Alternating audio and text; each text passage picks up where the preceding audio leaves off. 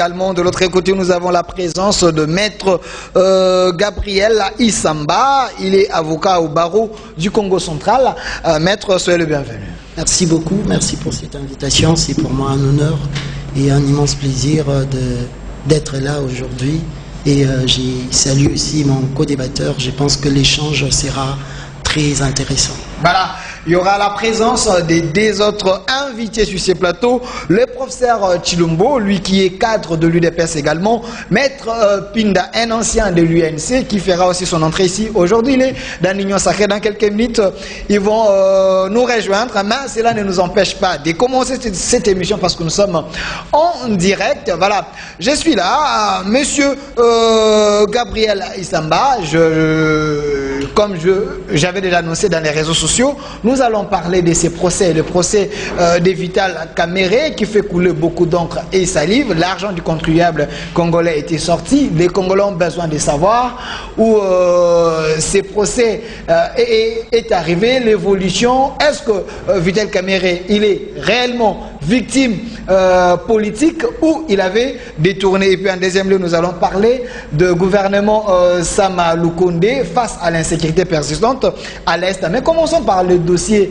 procès Kamerhe, dossier 100 jours. Pensez-vous que Vital Kamerhe, il est victime, il est innocent? Bon, si je dois répondre, je répondrai scientifiquement.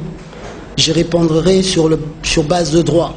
C'est un procès qui a connu une clameur indescriptible. C'est un procès qui tient énormément à toute notre population. On veut savoir, on veut connaître la vérité. À ce jour, le procès se trouve au niveau de la cour d'appel de Kinshasa-Gombe qui est en train d'examiner sur la cause. Par rapport à cette question, si monsieur est innocent ou il est victime, moi je peux juste dire sur le plan du droit, c'est un procès qui en appel doit être revu. Okay. Doit être revu parce que ces jugements tels que rendus par les premiers juges comportent en lui plusieurs éléments de sa destruction, en droit. En droit.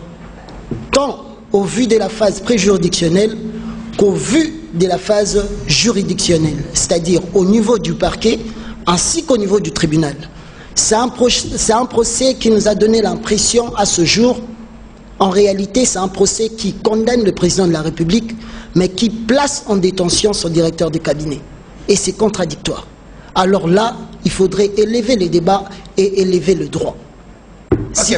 Vous estimez que Vital Kamerhe a été condamné injustement par rapport aux éléments du droit, donc il est innocent en quelque sorte?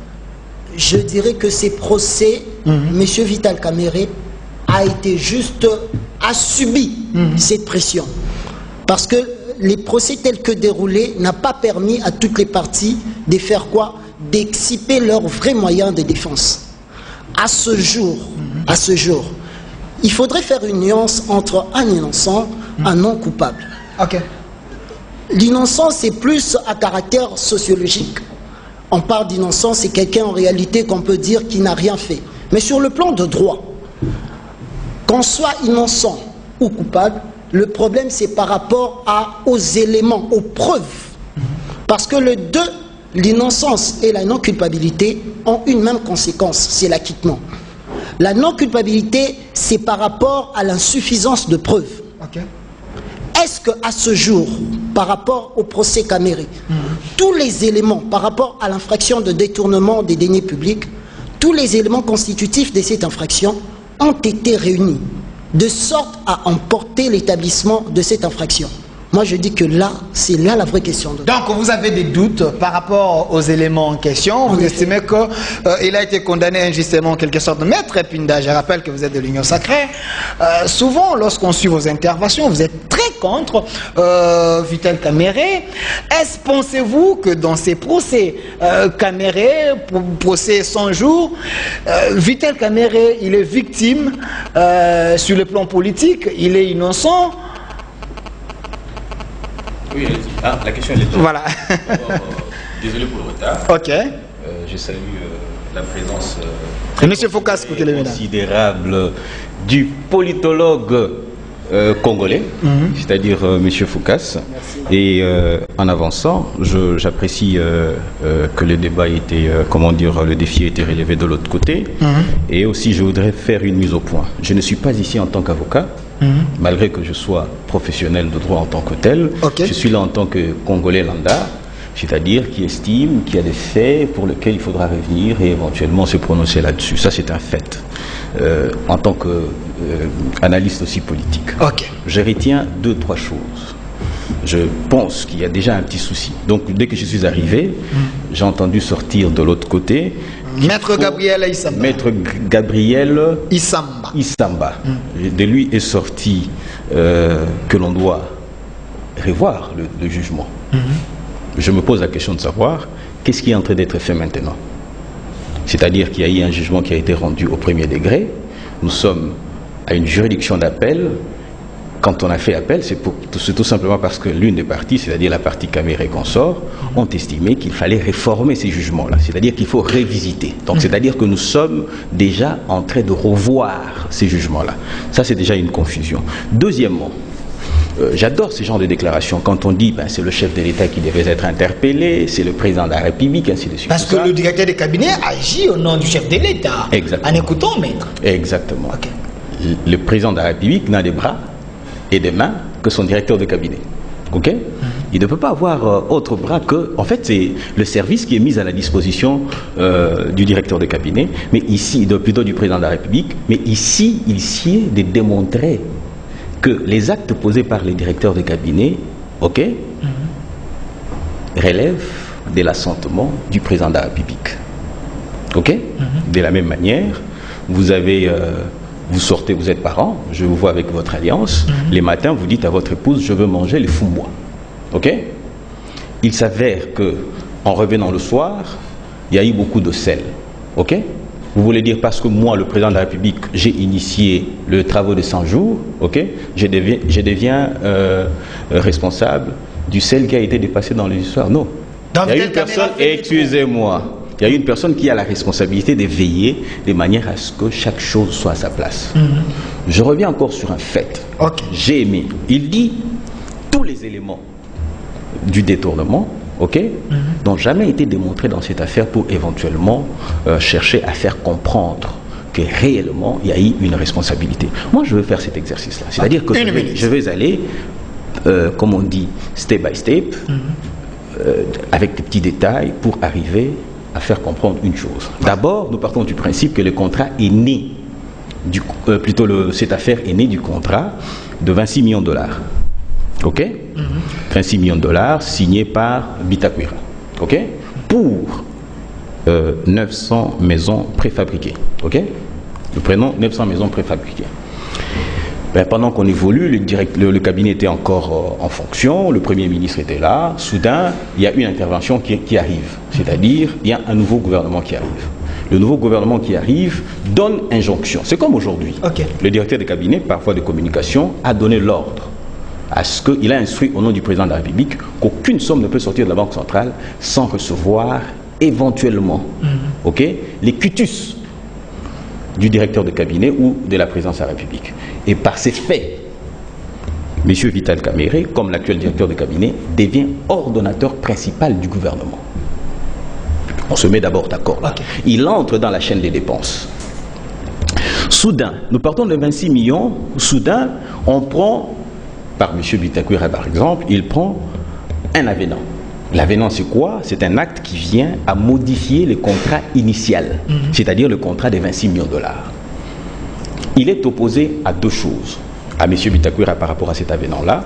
Premièrement, qu'on ne peut pas, puisqu'il a dit, l'avenant venait pour modifier de 900 maisons à 1500 maisons, de 26 millions de dollars à 57 millions de dollars, mais la loi ne permet pas que l'on quitte de 26 millions à 57 millions de dollars. Pourquoi? Parce que ça dépasse le pourcentage exigé. Ici, il faut au moins, si on peut modifier, ça doit être de 15 millions de dollars.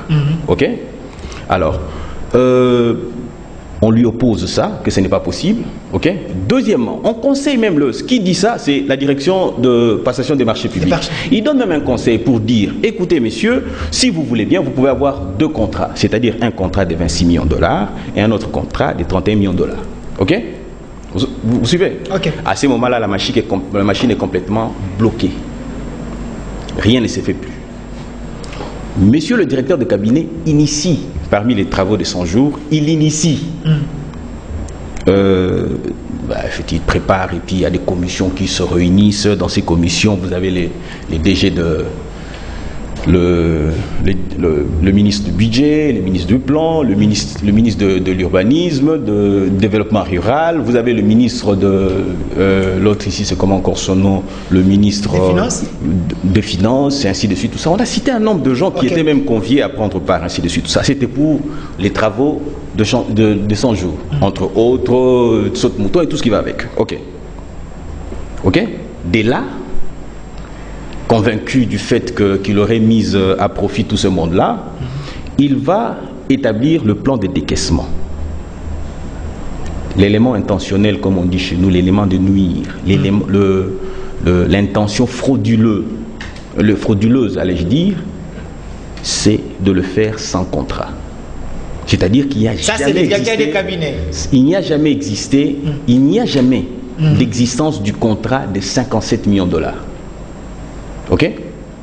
Il n'y a pas de contrat de 57 millions de dollars. Mais sur base de quoi a-t-on établi ces plans de décaissement? Okay. Ça, c'est une des questions. Voilà. Nous allons peut-être y revenir. Merci, Maître Pinda. Je vous ai laissé suffisamment de temps de donner ces éléments avant de revenir à Maître Gabriel Issama. Mais, Monsieur Focas Kokelemena, vous êtes politologue de la République. L'argent de contribuables congolais est sorti. Donc, il faut que ces peuples voient clair par rapport à ces dossiers en écoutant Maître et en écoutant Maître Pinda également. Quelle est votre lecture par rapport à ces dossiers? La première chose, j'aurais bien voulu être sans objet. Pourquoi? Je considère que les dossiers sont au niveau du tribunal. Et par élégance, je n'ai pas voulu cogiter là-dessus. Afin de laisser la justice faire son travail si réellement nous sommes dans un contexte de la République. Ok. Ça, je conditionne. Si nous sommes dans un contexte de la République.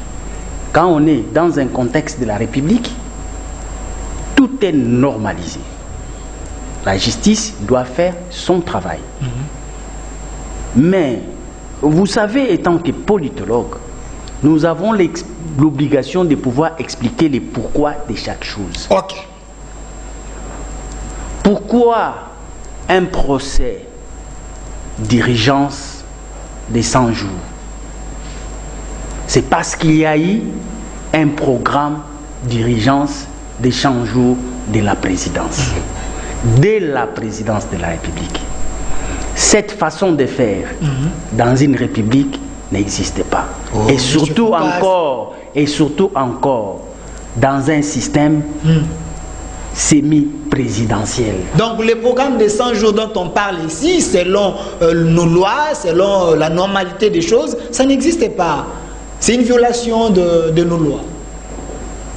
Bon, moi j'aimerais que l'on puisse parler comme le font les bons prédicateurs.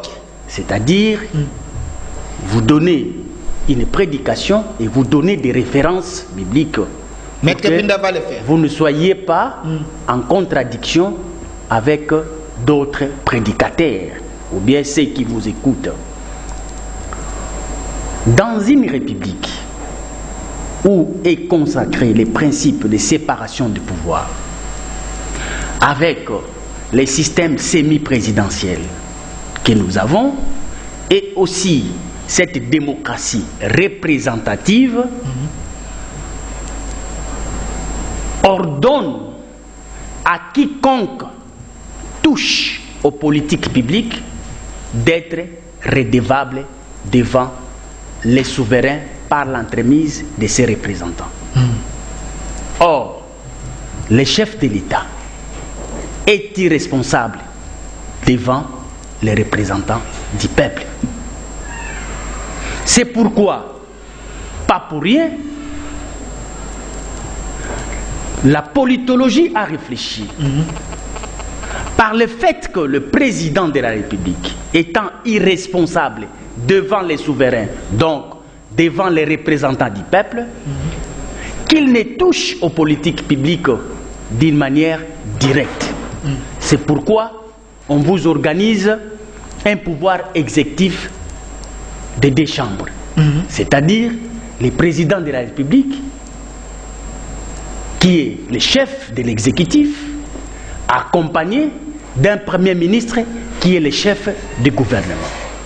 Et de ces faits, comme le président de la République a l'impulsion, a une vision, a la direction de l'État, il utilise le gouvernement comme son instrument pour des actions politiques. Et ces gouvernements en contrepartie, pour des raisons de contrepoids, pour des raisons de redevabilité, est redevable devant le Parlement. Pourquoi? Parce que le gouvernement, par l'entreprise du Premier ministre, touche à l'argent du contribuable dont tu fais allusion. Et on vous dit, cet argent du contribuable, son autorité, on dit l'autorité budgétaire, c'est son représentant.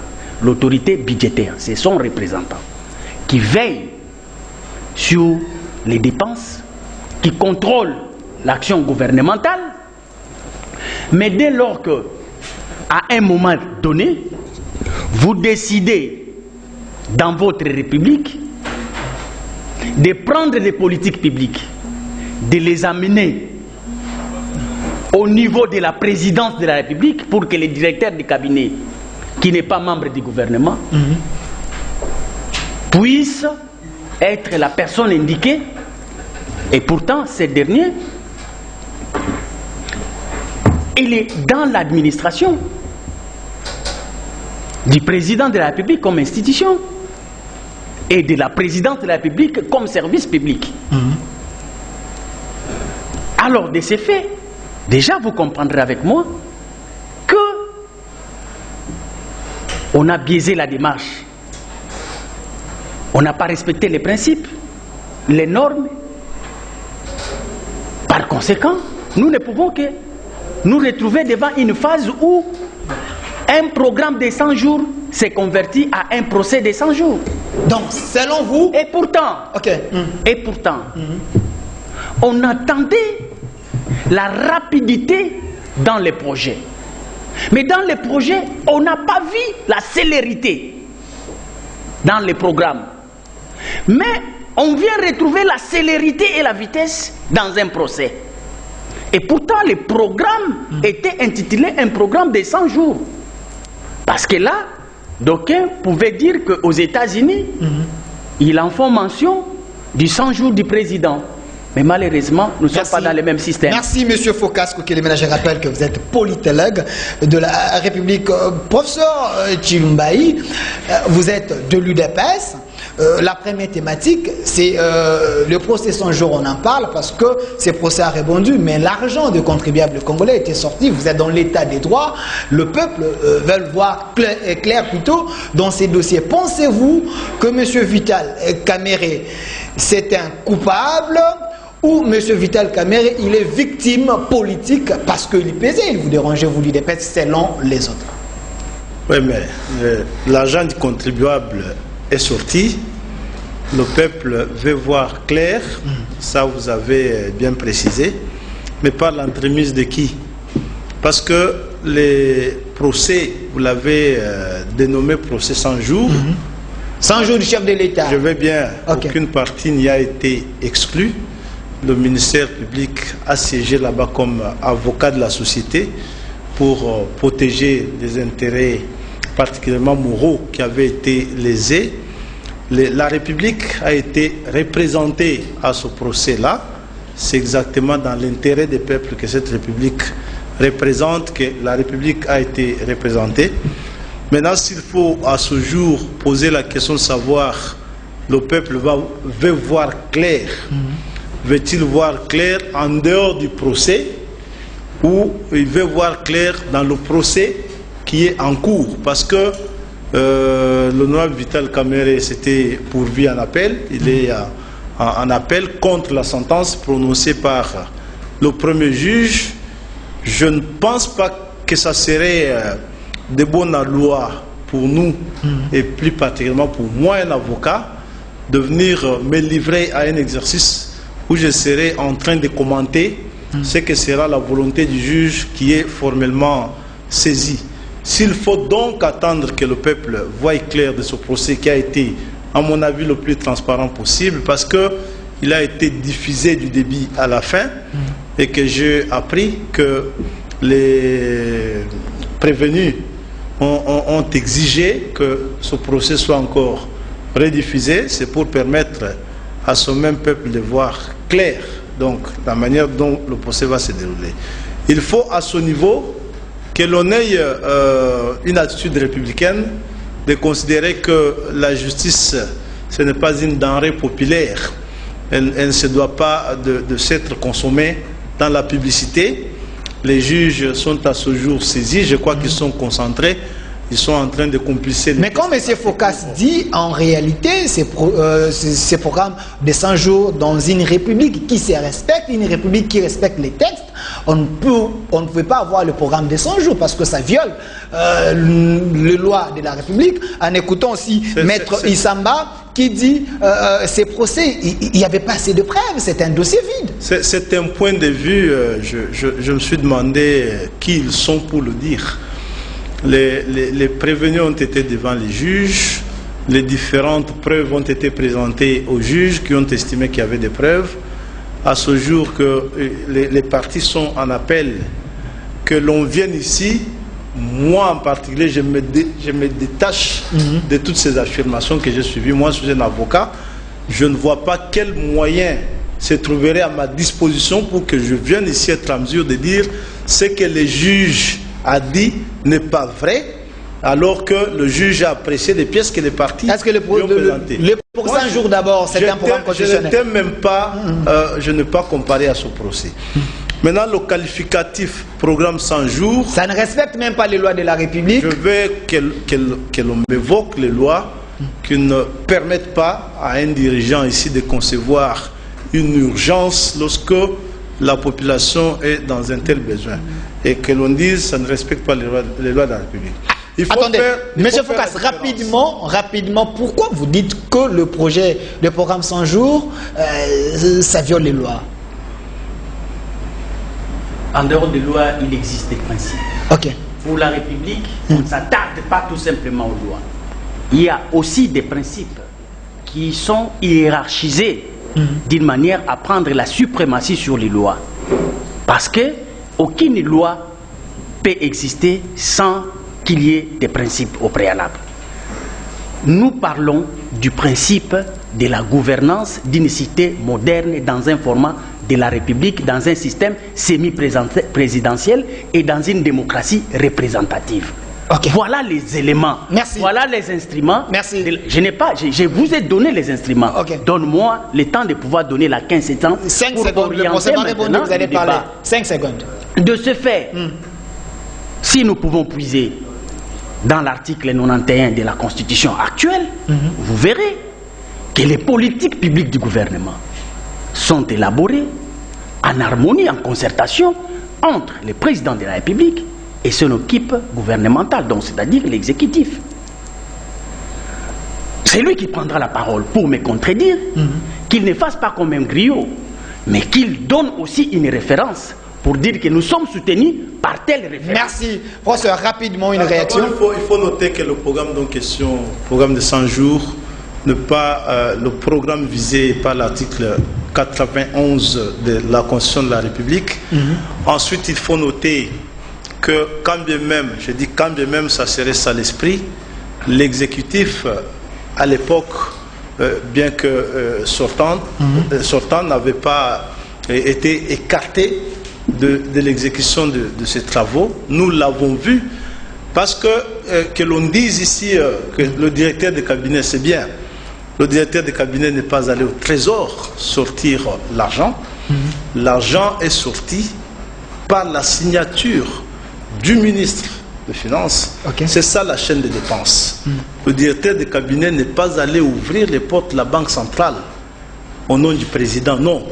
Le directeur de cabinet, lorsqu'il y a un ordonnancement de fonds, le ministre des Finances a la latitude de vérifier. Ici, parce que c'était des fonds de sortie en urgence, ça peut enjamber le ministre des Budgets. Mais le verrou des finances, on ne peut pas le dépasser. Et cette fois-là, c'est le ministère des Finances qui a demandé l'argent à la Banque centrale. C'est un membre du gouvernement, ce n'était pas un membre du cabinet du président de la République. Il faut que cette confusion s'arrête. Okay. C'est le ministre des Finances qui a demandé l'argent à la Banque centrale.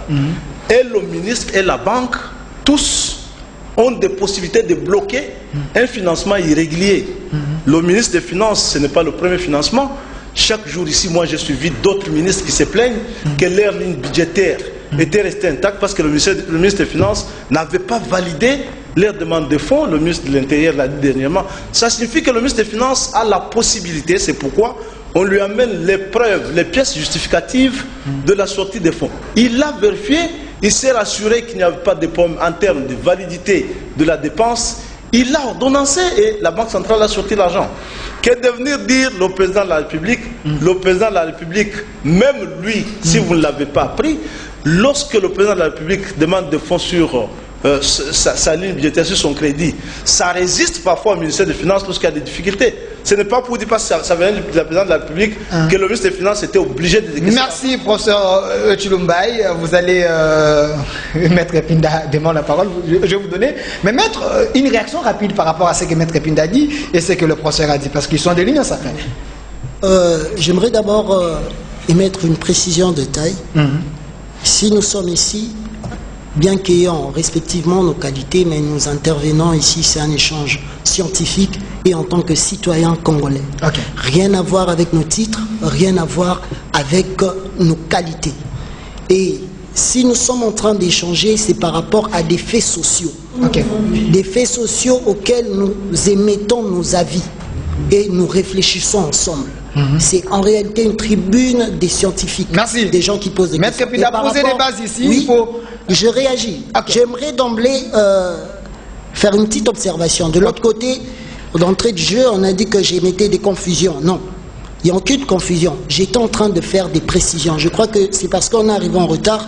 Le temps pour vous de vous rattraper, vous vous rendrez compte que c'était des précisions que j'étais en train de donner. Mais par rapport à ce procès, pour ne pas entrer au fond, parce que le dossier est pendant au niveau d'une instance bien précise. Mais la question qu'il faudrait se poser, ce n'est pas la question est-ce que M. Kamere est innocent ou pas. Non. La question doit être reformulée. Est-ce que l'infraction mise à sa charge, au vu des éléments constitutifs, tous ces éléments sont réunis de sorte à faire quoi? À établir cette infraction à sa charge.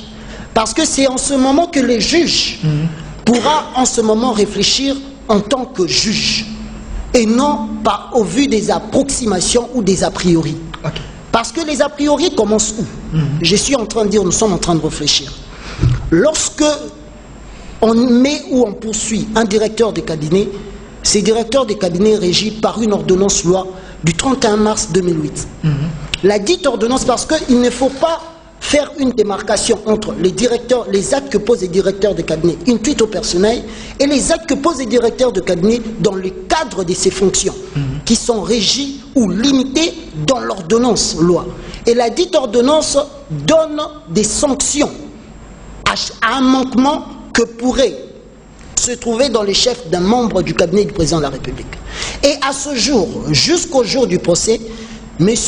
Vital Kamere ne faisait objet d'aucune sanction de son chef hiérarchique directement, de sorte à dissocier la personne du directeur de cabinet et la personne de Vital Kamere lorsqu'on fait ou lorsqu'on est en train de statuer sur les actes qu'est posé M. Vital Kamere. Ce qui veut dire ceci. Ce qui veut dire que pour bien comprendre ces dossiers, il faudrait qu'on tranche sur base de loi. J'ai aimé de l'autre côté, on nous a dit qu'il faut qu'on nous excipe de texte. Lorsqu'on prend l'article 5, l'article 19 de cette ordonnance loi, vous verrez qu'à ce stade, on ne peut pas dissocier M. Vital Kamerhe, les actes que pose M. Vital Kamerhe dans le cadre de ses fonctions, et M. Vital Kamerhe une tweet au personnel. Dans la quand il accepte d'engager l'État à un contrat qui n'existe pas, selon Maître Pinda, c'est déjà un problème. J'en viens. Ok. Pour comprendre ceci, M. Vital Kamerhe est poursuivi d'une infraction claire, détournement des deniers publics. Et cette infraction nécessite la détention des deniers. Les deniers, c'est une ancienne monnaie française. C'est-à-dire qu'il faut détenir une somme d'argent. Il faut que ça soit en ta possession, d'une manière ou d'une autre. Ok? Il faudrait déjà commencer par cela. Parce que lorsqu'on analyse, on fait des calculs d'argent, etc., à ce jour, il a été déjà tranché, jugé, il y a eu tel montant qui a été déboursé.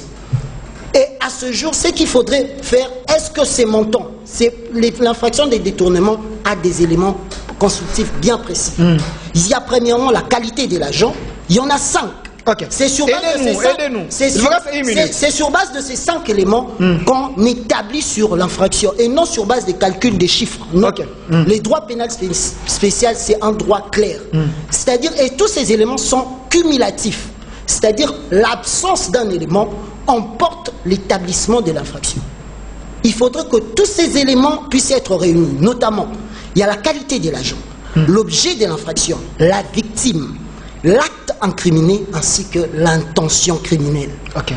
Est-ce que ces 5 éléments sont réunis de sorte à asseoir cette infraction dans les chefs de M. Vital? Ce sont les questions. On a dit qu'il était auteur intellectuel.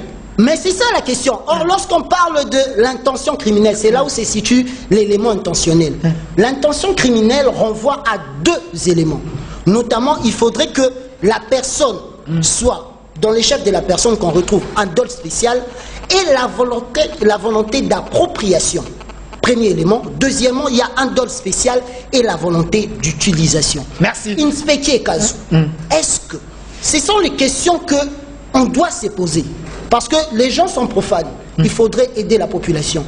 Il ne faudrait pas mettre une personne à la vindictive. Pas aller dans les sensationnels. Oui, il faut être direct, il faut être réfléchi lorsqu'on est en train d'émettre un avis, surtout dans un cadre scientifique. Merci Maître Gabriel Issama. Pour conclure, 5 secondes. Pour conclure, nous sommes en train de dire que les bonnes questions doivent être posées au niveau de la cour d'appel parce que l'image, surtout que c'est un procès télévisé, les gens ont gardé une certaine image de la justice et on doit réconcilier la justice avec la population. Merci. Maître Pinda, est-ce Vital Kamerhe, selon les éléments que Maître a donnés ici, est-ce que la condamnation de Vital Kamerhe a respecté ces éléments? La question que vous devriez vous poser, c'est de savoir si ces éléments-là sont applicables à Vital Kamerhe. D'emblée, je vous dis non. Parce que Vital n'est pas poursuivi pour détournement, il n'est pas non plus poursuivi pour vol, il est poursuivi pour complicité de détournement, ça c'est un fait. Et deuxièmement, il est poursuivi pour corruption, il est poursuivi pour tant de choses. Mais puisque nous sommes à cette infraction-là de détournement, je voudrais que l'on distingue 2 choses. C'est-à-dire que à première vue, il faut qu'il y ait complice. Ce qui voudrait dire quoi? C'est-à-dire que je vous prends de manière lapidaire. Je vous prends d'abord un fait qui est passé ici. Okay. Nous avons une certaine somme d'argent qui est sortie de la BCDC, de la BCDC vers le Sénat. Du Sénat vers la maison du président du Sénat. D'où ça commence maintenant l'infraction de détournement et de complicité de détournement. C'est-à-dire celui qui prend l'argent du Sénat pour remettre au président du Sénat, il commet l'infraction de détournement. Ce qui voudrait dire quoi? C'est-à-dire que la loi prévoit comment est-ce que l'argent doit cheminer. Il y a la traçabilité de cet argent-là. C'est-à-dire de la BCDC au Sénat vers le bénéficiaire. Mais que l'on vous prétexte, puisqu'il l'a dit, le président du Sénat est sorti, il dit j'ai gardé cet argent-là chez moi, c'est-à-dire qu'il a fait plutôt un aveu, oui j'allais dire, du détournement. Je reviens sur le cas d'espèce. Il l'a dit. Jamal a dit j'ai reçu l'argent. Il l'a dit, il a reçu l'argent. Le professeur Chilumba il vous a dit une chose, il dit que le ministre des Finances était impliqué, c'est lui qui a ordonné à la Banque centrale, se fondant sur base d'un document. Mais c'était lequel document dont question ici? Il y a eu un plan de décaissement. le ministère de Finances, se fondant sur ce plan-là, il a exécuté et les injonctions qui venaient du directeur. Qui était l'auteur de ces plans de décaissement? Mais c'est lui, Vital Kamerhe. Mais lui, il a joué au nom du chef de l'État. Il faut faire la part de choses. Okay. Il a été même clair là-dessus. Il dit ceci, que j'ai même les annotations du chef de l'État m'instruisant. Voilà ce qu'il n'a pas fait. Il n'a pas montré ces instructions-là.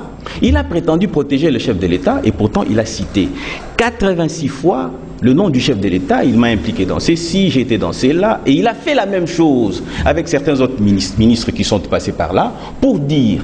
Ne soyez pas agité. Attendez. Vous aviez votre temps de parole, je vous ai laissé parler bonnement, avec un très bon français d'ailleurs, je vous en jette de fleurs.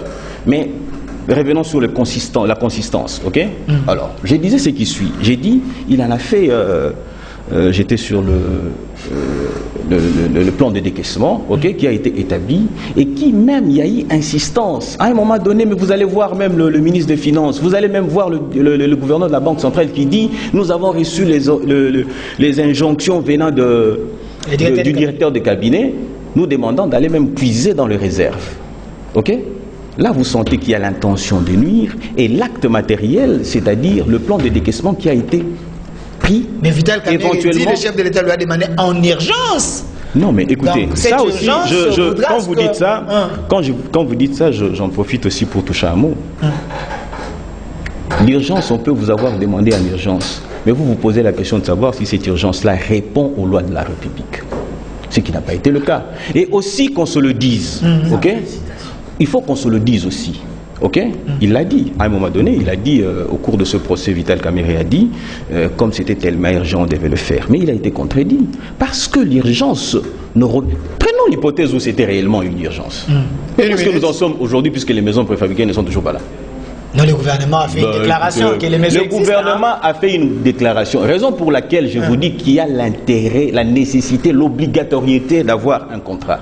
Les contrats auraient dit à ce moment-là que soit... nous venons, le travaux moitié fini, nous mettons à votre disposition. Mais vous allez vous rendre compte que le contrat de 26 millions de dollars prévoyait que l'on puisse, travaux finis, c'est-à-dire on achève la construction des maisons, on remet à l'État congolais, ok, les clés de la maison pour qu'ils en jouissent.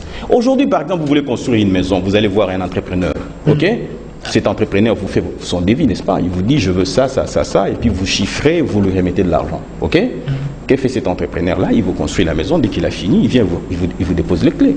Aujourd'hui, la responsabilité de l'État congolais consistait en quoi? C'est-à-dire vous donner l'espace où vous devriez installer ces maisons-là.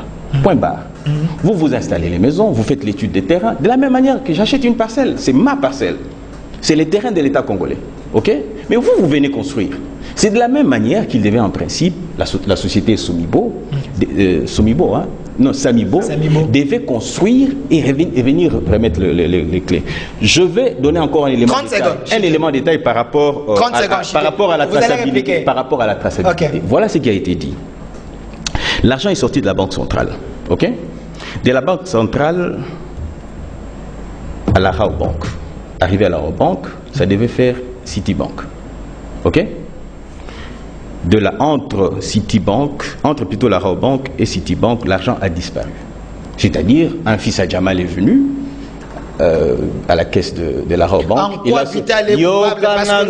l'argent n'est pas... Je vous ai démontré ici, il y a eu des actes matériels. C'est-à-dire, entre autres, le plan de décaissement qui n'avait pas de fondement.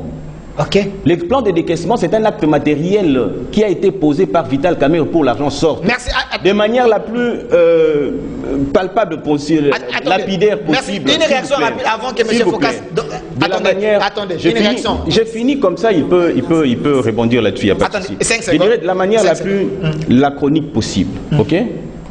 Ben écoutez, pour tout le monde, si Vital n'avait pas présenter ces plans-là, je ne pense pas que nous serions... Donc, selon vous, Vital Kamerhe a profité de la confiance du chef de l'État pour analyser. Une réaction rapide, 1 minute avant que M. Focas... Quelques mots. Je ne sais pas si ensemble nous avons suivi le même procès. Déjà, de l'autre côté, on entretient une confusion des tailles qui doit être levée. Okay. M. Vital Kamerhe n'a pas été condamné en tant que complice, non, en tant que co-auteur. Les jugements tels que dit en date du mois de juin, M. Vital Kamerhe a été condamné en tant que co-auteur. Sa participation criminelle se résume en deux volets. Ok. Le premier volet, c'est par rapport aux instructions qu'il aurait données au ministre des Finances, M. Henri Have, et au directeur de la Banque centrale, M. Deo Gracias Mutombo. Et le deuxième volet, c'est par rapport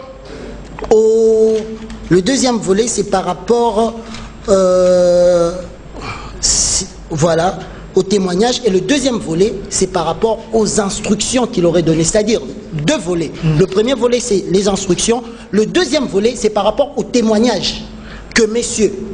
Henri Have aurait donné et les directeurs de la Banque centrale. C'est en ce deux volets que se résume sa participation criminelle en tant que coauteur. Pour dire ceci, aujourd'hui, l'infraction des détournements ne se résume pas dans ce qu'on est en train de dire de l'autre côté, ou toutes ces élucubrations. Non. Les détournements se résument en la dissipation.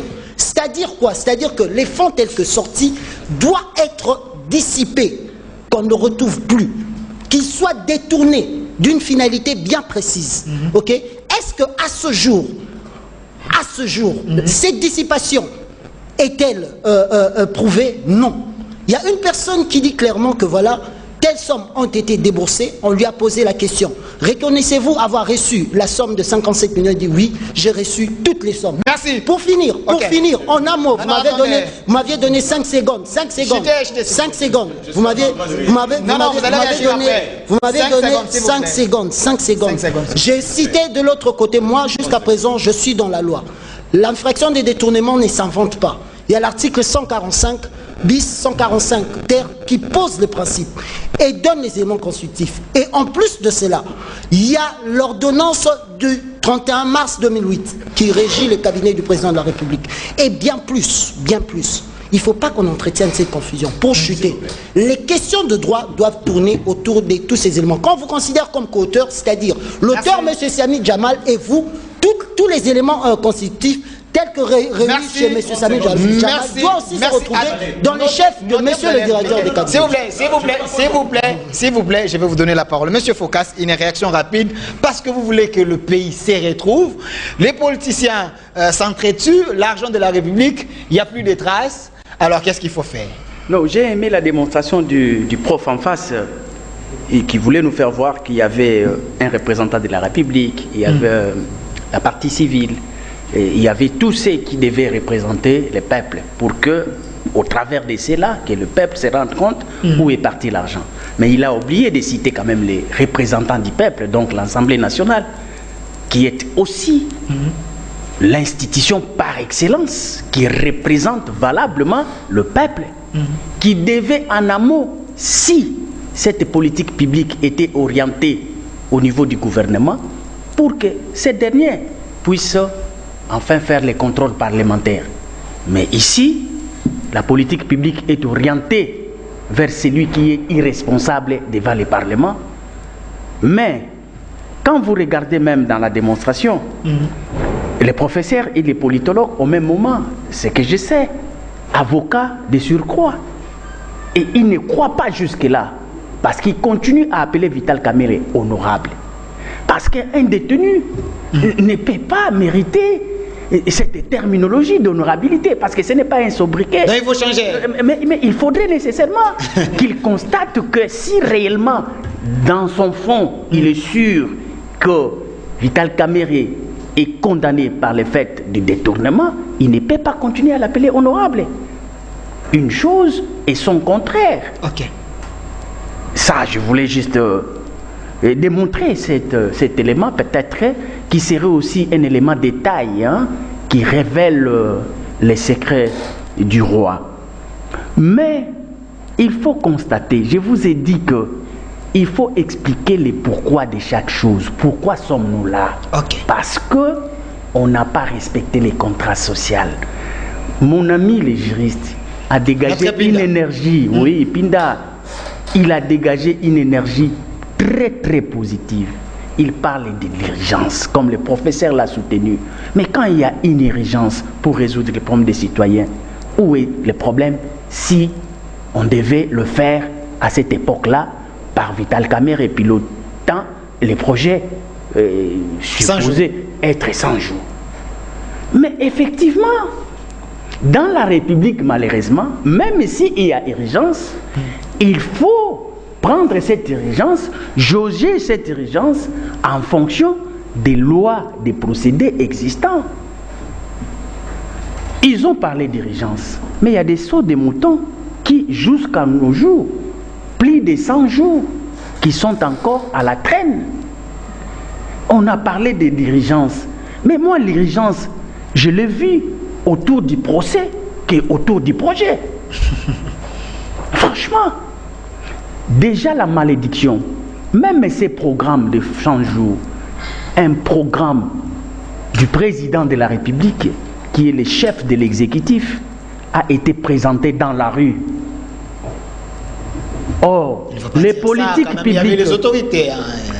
Dans la rue, oui. Les autorités dans la rue. Ça veut dire... Dans la République, les politiques publiques qui sont des programmations sont orientées vers le Premier ministre pour qu'enfin ce dernier puisse aller au sein de l'hémicycle du souverain. Mais ce Premier ministre est très démissionnaire, c'était Tchibala. Mais ici, on est en train de te parler d'un ministre.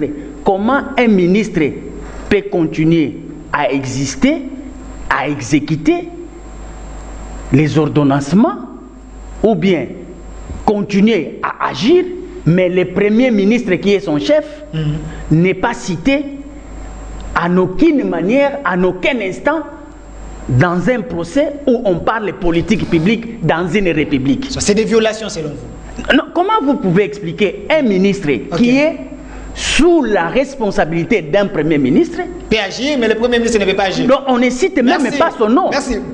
Ça c'est un problème aussi. Merci. C'est-à-dire pour dire quoi? En fait, je ne suis pas dans les débats de dire qu'il a détourné ou il n'a pas détourné. Moi, je considère que ici, c'est une malédiction tout simplement parce qu'on a violé le contrat social et par conséquent, le fait qu'on viole, il y a une malédiction qui s'ensuit. Merci. Professeur Chilumbaye, vous êtes de l'UDPS, vous nous avez prêché dans l'opposition l'état des droits, l'état des droits. Alors, en écoutant M. Focas, au sommet de l'État, vous au pouvoir, vous faites tout sans respecter les textes, moi encore respecter l'état des droits. Je n'ai pas dit tout. Ça, c'est mes épices. Ok, voilà. Évoluez. Ne me chargez pas ça. D'abord, il faut noter que le Premier ministre n'est pas ordonnanceur. Parce que vous disiez la Constitution de la République. Non, je n'ai pas dit ça. L'ordonnanceur, c'était Vital Kamerhe. L'article 93 précise que les ministres sont chefs de leur département. Ils en répondent, y compris politiquement devant l'Assemblée nationale. Donc, ils n'ont pas besoin d'avoir le quitus du Premier ministre pour agir dans leurs compétences. Très bien. Ça, c'est bien clair. Maintenant, lorsque vous dites l'Assemblée nationale qui est le représentant du peuple, c'est que vous négligez le cérémonial d'investiture du gouvernement. C'est à cette occasion que l'Assemblée nationale dit le mandat que nous avons reçu du peuple, la chose commune que nous avons reçue du peuple, nous ne pouvons pas aller la gérer dans un Capitole. Nous vous remettons, vous, comité de gestion qu'on appelle gouvernement. Vous assumerez, vous représenterez notre peuple lorsqu'il y aura de tournement, il y aura ceci, devant les cours et tribunaux. C'est donc au gouvernement que la loi, la Constitution a dévolu le pouvoir de représenter ce peuple devant les causes des tribunaux et non à l'Assemblée nationale. Vous ne pouviez pas demander que l'Assemblée s'invite à ce procès-là parce qu'elle n'avait pas d'intérêt à défendre. Ceux qui avaient des intérêts à défendre se sont bel et bien présentés devant ce procès. Au nom du peuple, le gouvernement a été là, représenté par les avocats de la République, et au nom de la société, le ministère public a été là. Et maintenant, vous dites qu'il ne faut pas appeler Kamerhe honorable parce qu'il a été condamné. Son titre d'honorable, tant de manière honorifique, parce qu'ancien président de l'Assemblée nationale s'est consacré et qu'il n'en a pas été déchu du fait de la condamnation. Ça n'implique pas, nulle part dans le jugement que vous avez lu, nulle part le tribunal ne l'a déchu de ce titre honorifique lui conféré par la loi sur les privilèges des anciens chefs de corps constitués. Et donc, vous ne pouvez pas vous venir m'empêcher de l'appeler ainsi. Tant, d'un côté, ça ne viole aucune loi de la République, de l'autre côté, ça relève de mes convenances personnelles d'appeler qui je vais honorable. Vous dites que la question de l'appel, mais c'est clair, les principes sont là. L'appel est suspensif. À ce jour, Vital Kamerhe reste dans la condition dans laquelle le premier juge l'a placé. Ça signifie la détention, mais le procès est à zéro. Il est redevenu prévenu, ce n'est pas un condamné. Parce qu'il est devant un juge d'appel, l'appel est suspensif et l'appel est vocatif. Le deuxième juge a tout pris. À ce jour, les compteurs sont remis à zéro. Vital Kamerhe, c'est donc un prévenu, ce n'est pas un condamné.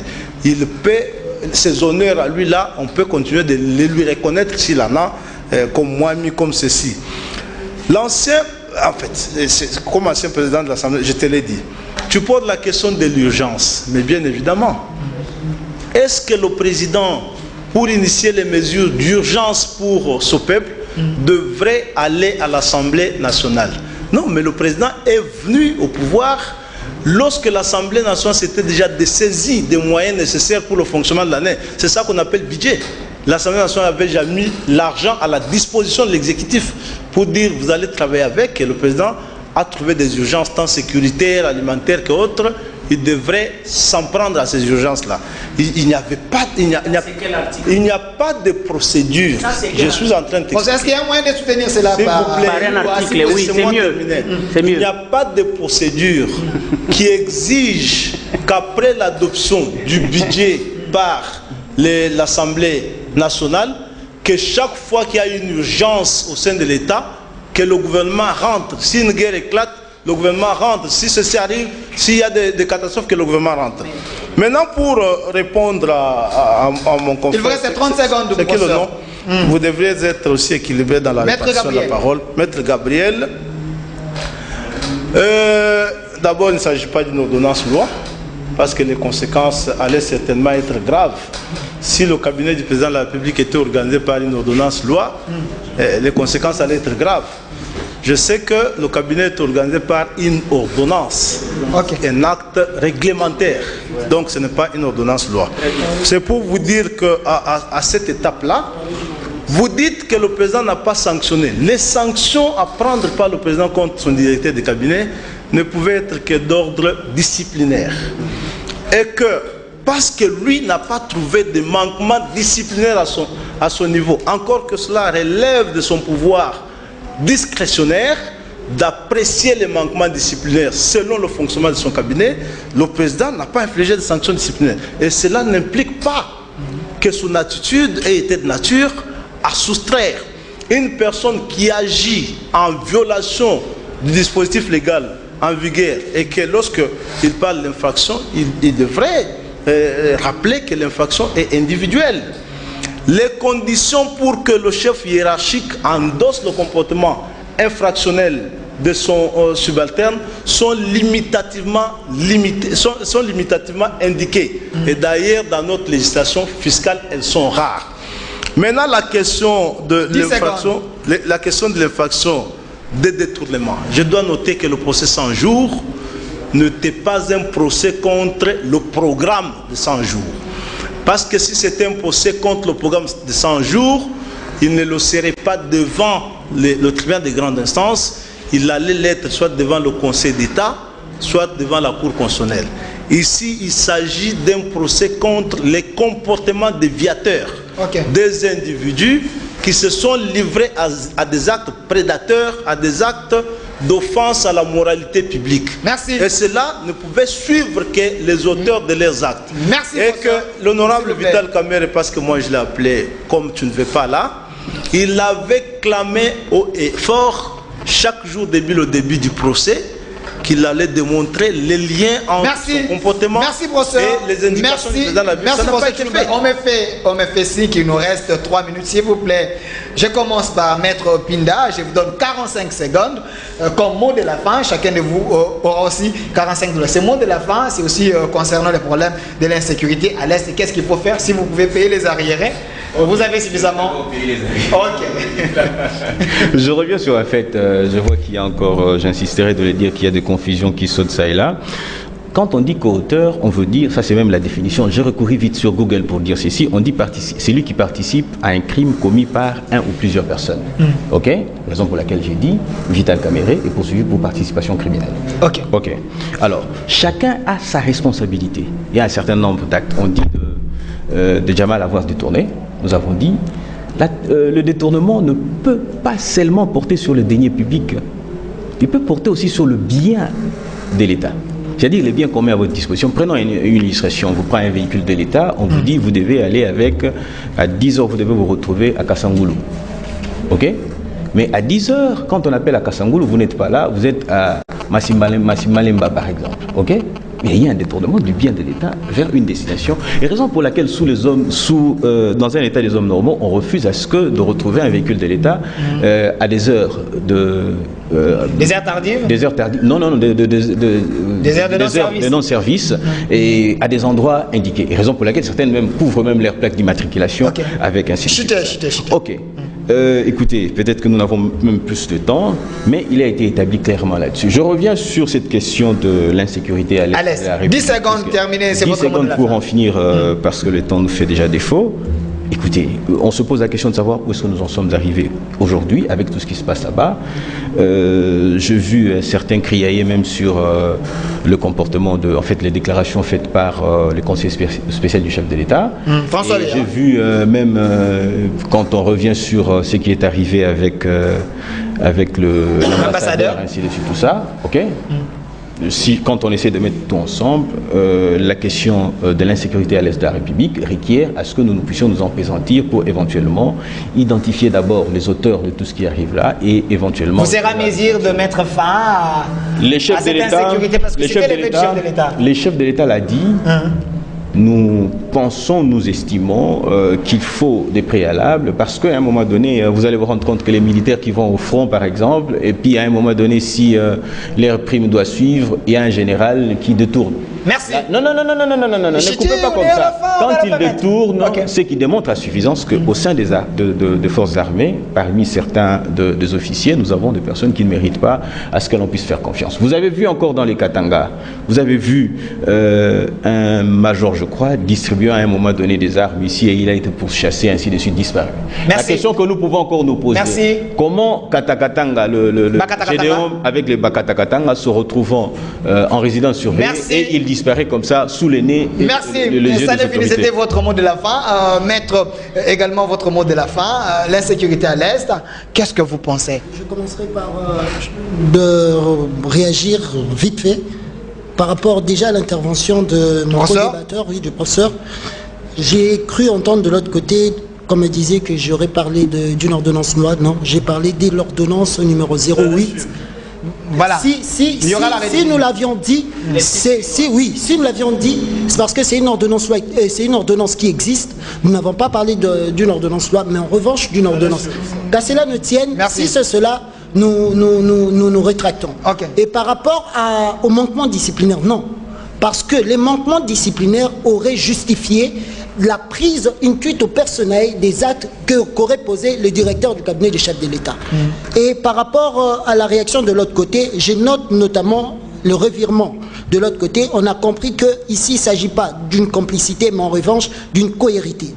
Et en ce qui concerne l'insécurité, à l'Est, 10 secondes. En 10 secondes, je pense que ces problèmes dépassent les clivages politiques. C'est un problème sérieux qui doit mettre tout citoyen congolais. On doit réfléchir sur ça et les solutions sont au-delà de cadre politique, c'est plus des solutions qui doivent vraiment, le président de la République doit vraiment réfléchir sur ça. Merci. Monsieur Focas, 30 secondes, le mot de la fin concernant l'insécurité. On est vraiment à la fin. Nous devons faire autrement la politique et non faire comme les tradis politiciens. Les tradis politiciens sont de ceux qui font la politique dans la cité moderne sans référence, sans repère. C'est pourquoi tu vois les tradis praticiens dans la médecine, leurs produits n'ont pas de doses et la quantité aussi n'est pas connue et ça ne rassure pas.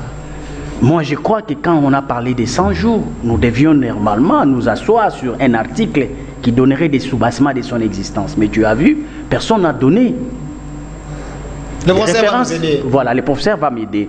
Mais aussi, je voulais encore rétorquer au professeur pour dire que l'honorabilité est une substance sociologique et non juridique.